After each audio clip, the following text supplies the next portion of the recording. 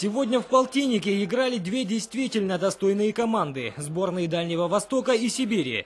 С первых секунд баскетболисты стали демонстрировать друг другу свои серьезные намерения.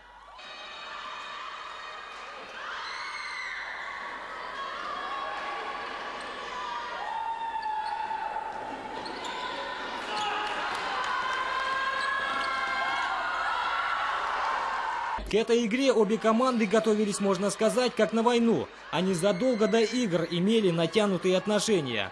Дальневосточники после третьей победы на всероссийских турнирах над оппонентами были в себе особенно уверены. А сибиряки, в свою очередь, спланировали тактический реванш. В первой же четверти в лидеры выбилась команда Сибирского федерального округа. Но к концу второй команда Дальнего Востока все-таки сумела выйти в плюс с большим отрывом. Девчонки, за кого болеете? За Спартак Приморья. Владивосток.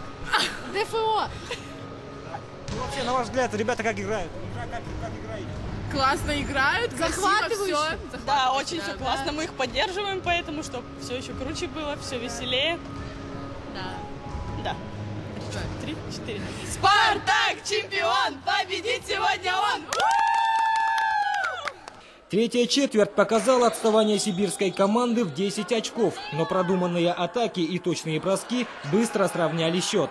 Обстановка накалялась каждую секунду, и к концу трехочковое попадание 19-го номера Николая Королева решило исход игры. Со счетом 80-77 сибирские баскетболисты одержали долгожданную победу. Это для нас была самая важная игра, можно сказать.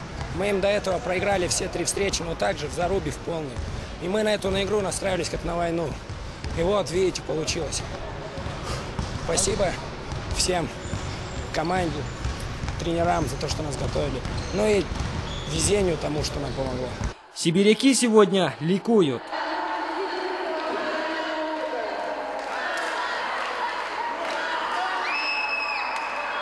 За счет сборов, за счет того, что они слушаются и делают установки, именно в конце игры мы добились такого результата, который +3. Радость победы переполняет ребят из Сибирского федерального округа. Но это только начало. Впереди их ждет темная лошадка – команда Китая.